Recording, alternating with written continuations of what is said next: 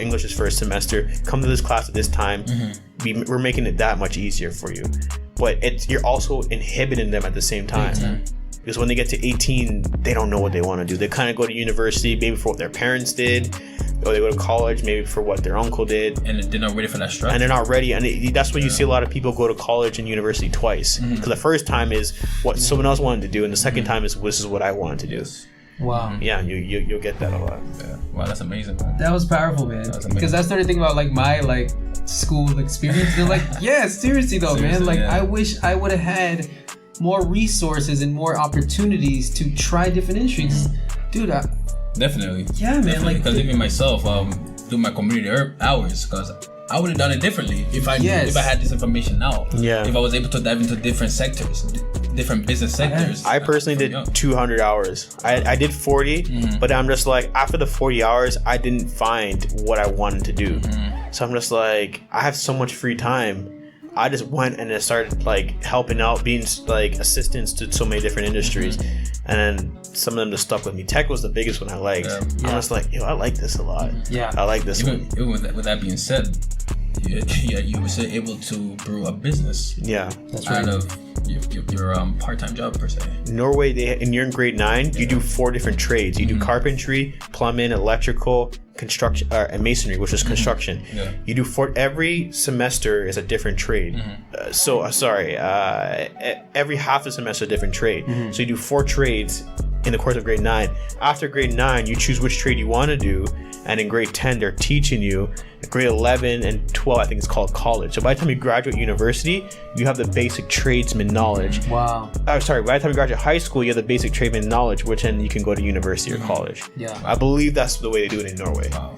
So like amazing. At the end of the day, even if you don't want to be a carpenter but you went to high school for that, you can actually work for someone with that. Whereas you're gonna go to high school and do math, and at the end of high school you really can't work in a career. You can't work in a profession.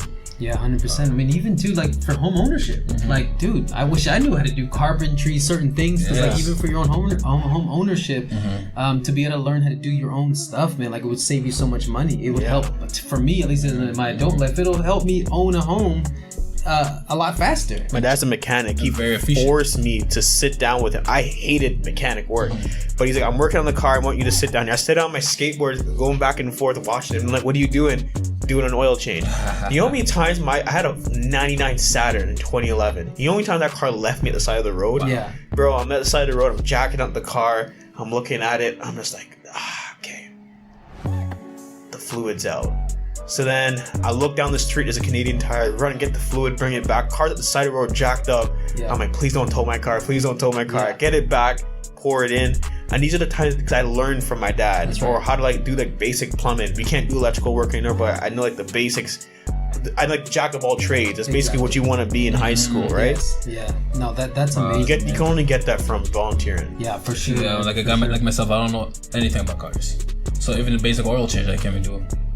So man, we could always learn that. That's what I'm saying right now. Especially this conversation that we had today, man, it just really resonated with me. I want to learn something. I want to learn a new skill. So my next skill I'm going to learn is to be a little bit more knowledgeable about working on cars. That's it. Because you never know when the next day might be that your car might be stuck on the side of the road. That's right. I learn one new skill every month. I train myself. Wow. So I did jiu-jitsu, but that's been long term now. I did Muay Thai, that's been long term. I learned how to do drawings. I wrote in 2 books. I've made 2 books already. So every month I learn a new skill, and not to use it long term, it's just to know that I have the basic knowledge of it. Sure. And that's pretty much what it is. I've done video editing, audio editing before.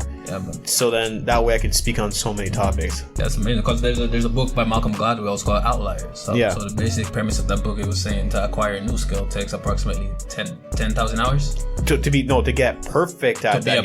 To be perfect at it. To pretty much to be professional. Professional at it. 10,000 hours. Yeah. 10,000, 100%. Yeah, that's which makes sense, man. Because some of the greatest composers, stuff like that. If you probably look back, they probably have that plus. Right? Yeah, hours. Come on. Definitely, man. When you're playing basketball, okay.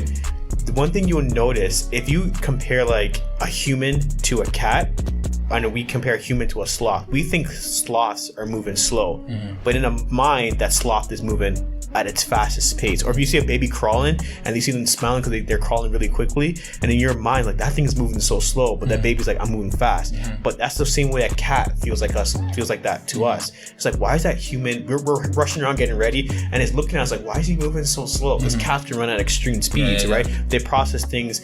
Their 1 second, our 1 second is like 3 seconds to them. They can process things very quickly. Now, the reason I bring that up is, now you're playing basketball. You play basketball against someone who's never played before.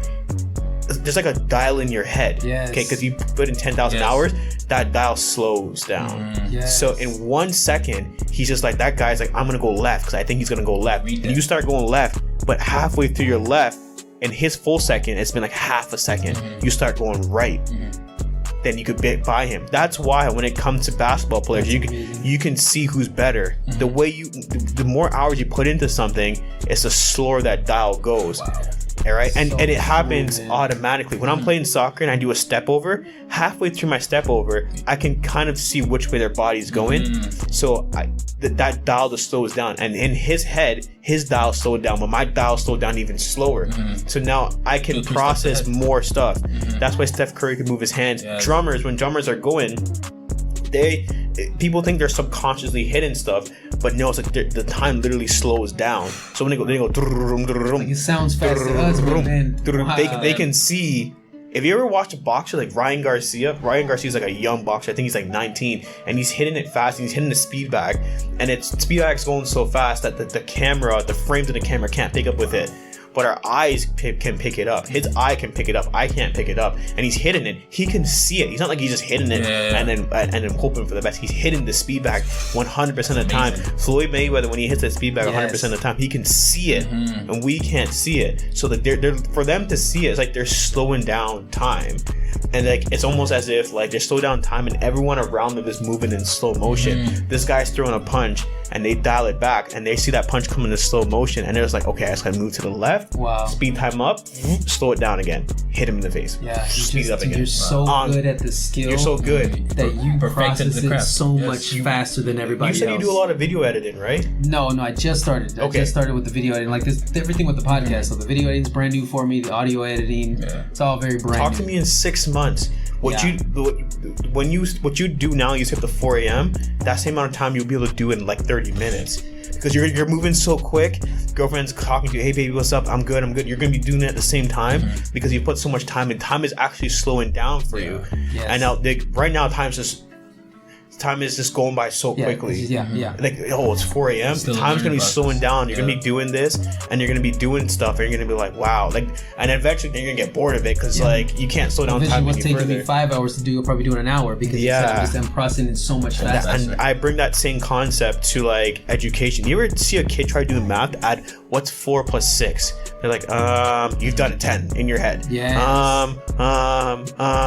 Okay, 1 second. 4, 6. 10. Took them 10 seconds to get that, but you've done it in your head so quickly. You're like, why are you going so slow? No, because you put in 10,000 hours of math, and they're on their like 7th or 8th hour. That's amazing. That's why it makes them feel like it's so slow. Or when you're talking to someone, and you're so good at reading things, like you can almost read their mind, and like before they even finish, you can finish their sentence. It's because you have so much more experience talking to people, and then they get mad when you kind of finish their sentence. Like, well, I know what you're gonna say. I know. I know what you're gonna say because I have more experience than you, but that's kind of how the whole training in 10,000 hours thing goes. That's amazing. That is dope, man. Imagine the dial in your head when you're driving the 401 and someone's gonna come hit you and you're moving over because you had 10,000 hours of driving. That's why you didn't get hit. Very instinctual. At least for me, like, I notice with driving, sometimes I'm like, dude, you don't even think about it. It's just instinctual, right? Yeah, man. Definitely, man. I think just to wrap it up, you had that last question, and then we'll wrap this thing up because we're pushing 120, which is amazing. That's amazing. But then you had something about the internet or something like that. What was it? In terms of the education system, they're trying to move into this kids doing courses online and all that. So what are your takes on that in terms of online learning? I think it's amazing. Really? We personally do online learning. We've been doing it since 2016. I'll be completely honest with you. I was 100% against it because it hasn't been done Currently, before. that's how I feel. I was 100% against it until I did it. I think we don't do online learning for anyone under grade 8 because I don't think they have the attention. I can't see your body language very well. As an educator, I have to make sure you're paying attention. Yes. But if you're over grade 8, I think you're at the maturity level where you're like, I need to be able to do good at this to get to certain things in life. Online education, I think, is very good, is because if we want to, if we're gonna go to this place where we want to reach a certain amount of students who are in remote locations, like I know in Jamaica, we work with kids online in Jamaica. It's hard for them to get to certain places, to get to a main central location where they gotta wake up and then travel 3 hours to get to school, go to school, and come back. But if they have the ability to just sit in their home and interact with someone on the computer, it might be more beneficial for them instead of commuting that 3 hours. Now, granted, when you go to school, I don't want it to take away from the fact that kids learn in groups. They learn from playing. They need to play with each other at the same grade. So if that child, if their main group of people are in that school, then I would believe going to school would be more beneficial than doing online. But if they have a community of kids, like you have a neighborhood here, if they have a community of kids who they can play with, then they don't necessarily need to do that in school. They can play with the kids in their community. So it all depends on that. I think it's very beneficial. Definitely a future for it. It's a future. There's a future for it, because right now, a lot of parents who are scared of the virus that is going around, the fact that we offer online, a lot of them are staying with us. Yeah, that's a good point. A lot of them are staying with us, right? Wow. And even times where there's a snowstorm outside, 19 centimeter snow, but you got a test next week, they stay with us. Or the kids in BC who we help, where it's just hard. We've had kids from Dubai ask us for help. We've had kids from England who ask us to help, and they want to learn English from Dubai, and so on and so forth. We can now reach so many more people and expand. But you also have to look at the consumer. How does this affect the quality of work? And that's why we don't go below grade 8. I did free trials for students throughout the summer just to see the lowest we can go. I did some in grade 2. Some of the grade 2s are amazing, but the majority of them just didn't work out. Yeah, the reason why I asked that question is because on my first year of college, I had a marketing course I had to do online.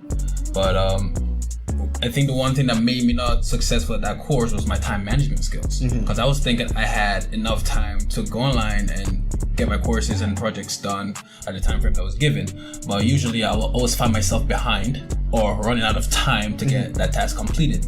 So once the talks came about online learning and online education, I was kind of against it. But from your perspective, if you're able to manage your time properly and just be excited, and also having the tools that are needed for you to excel, then it shouldn't be that troublesome. Right. But for me at the time, this is just coming from personal experience. At the time of my stint at Durham College there, on my online courses were one of the most troublesome courses for me. Yeah, I feel like that was that was challenging for you. Very challenging. Yeah. Just because if I needed help, I couldn't really get the help that I needed. I see what you're saying. You know what I mean? Because the terms of communications that I had with my prof was via email. Right. And sometimes they won't get back at you at the time that's needed that you need to get answers for, or the help that you need. Right? So there's drawbacks. There's definitely drawbacks to online. I don't think they should mandate it. They should give it as an option. But the same issues that you have, people still have that in person, right? Where at the end of the class, you can, especially university, the prof will sit back, answer some of the questions. But then they're like, come to my office hours. You go to the office hours are full. Go see a TA. You go to see the TA can't explain it just as good as the prof can explain it. Or maybe the TA explained it one way, but the prof who's marking it marks it somewhere different. So a lot of the issues that you have in person happen as well as online. And that's why I think you should not do online under grade 8. You need to have hands-on experience and that face-to-face. You need to have that.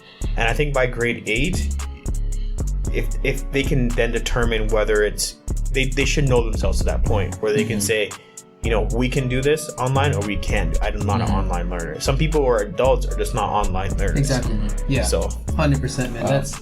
That's amazing. Man, this came out a lot better. Not that I thought it was gonna be whack. Tailored Tutoring, baby. Menelek, man, this has been literally I think so far a very enlightening. Is this a learning experience? Dude, I've learned a lot. You know what I mean? Good. So I feel like I just went through a full session. Luke's Tailored Tutoring. Yeah. By the man himself. Definitely, man. Like, this was amazing. And then for our audience out there, like definitely the goal was to keep it an hour, but there was so much gold that we just had to go a bit information. Over. Yes, for sure. So much information. But with that in mind, man, obviously to obviously we do the send out is again, let the people know, you know, where we can find you, your website. So obviously, if this goes well, we obviously want this to be, you know, obviously some promotion for you, right? Absolutely. So, this is gonna go well. I can tell you that. Appreciate it, especially with you two guys. Again, so my name is Menelek Luke. Instagram is Luke's Tailored Tutoring. To keep it easier, go to our website, which is lukestutoring.com. From there, you can see everything that we do online and in person, and give us a shout out. We'll be there for you. It has been this has been one of the best sessions we've had. I think since the duration of our podcast. Yeah. Menelek Luke, the man of the hour. Thank you. Hour and a half actually. And it's all good. Yeah, man. It's all good, man. Like I said, it's been a really good learning experience for me doing this podcast with you today. Absolutely, yeah, absolutely. And I wish you all the best, and I hope that all your students get a chance to listen to this, just for them to know how much you really care. Students, for your craft. parents. Like, yeah, man. If you guys need, like, I mean, because if I have a kid. Or like, let's just say if I had a kid, oh, I'm 100% hiring you if my kid needs help. Like, just hearing how, like, your mindset, just everything, man. Like, for sure. You're definitely sold. Like, I need your services. Yeah, I'm sold for sure. Yeah, man. But definitely. Yeah, because in this podcast alone, in this session alone, there's so many little things we can, like, I picked up from him. Like time management skills, you know, like especially corporate taxes. I mean, you name it, man. You name it. Absolutely, man. But for the world out there, man, for my two cameras, this has been an amazing episode number 2 of the Mind series. But with that in mind, man, this is TG Durrel and TDP out, baby. TDP out, Third Dimensions.